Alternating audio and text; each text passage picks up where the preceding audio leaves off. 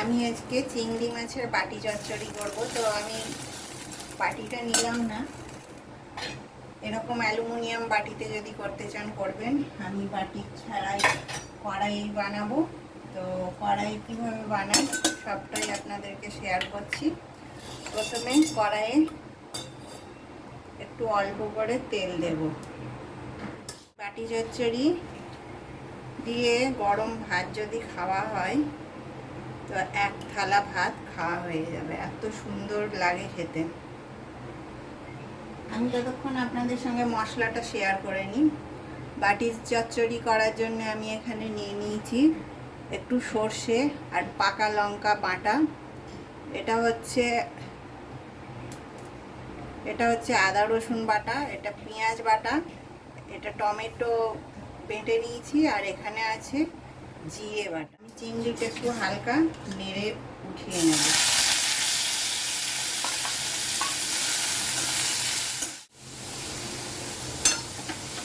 গ্যাসটা আমি অফ করে দিয়েছি, আর উঠালাম না, আমি ছেড়ে দিলাম।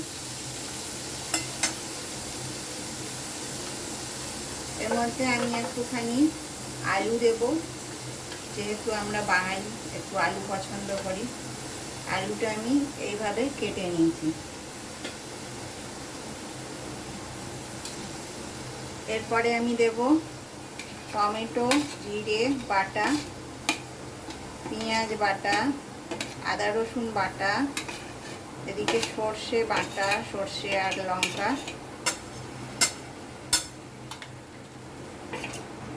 জিরেটা হয়তো সবটা লাগবে না, আমি মেখে দেখে নিচ্ছি।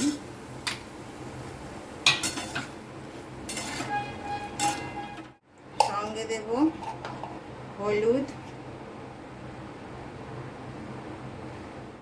নুন দিচ্ছি।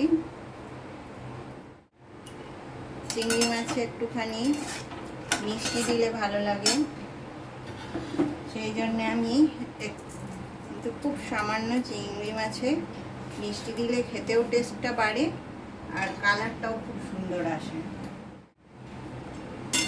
আবারও আমি সব ভালো করে মেখে নেব। চচ্চড়ি মানেই জানেন কাঁচা পেঁয়াজ। এবারে আমি বেশ কিছুটা কাঁচা পেঁয়াজ দিয়ে দিলাম, 4টে কাঁচা লঙ্কা, সর্বশেষে সর্ষের তেল।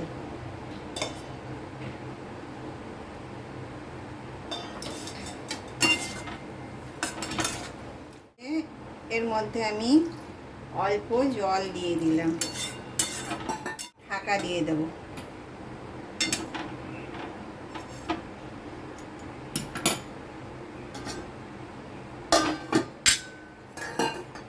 এবারে গ্যাসটা অন করে দিচ্ছি।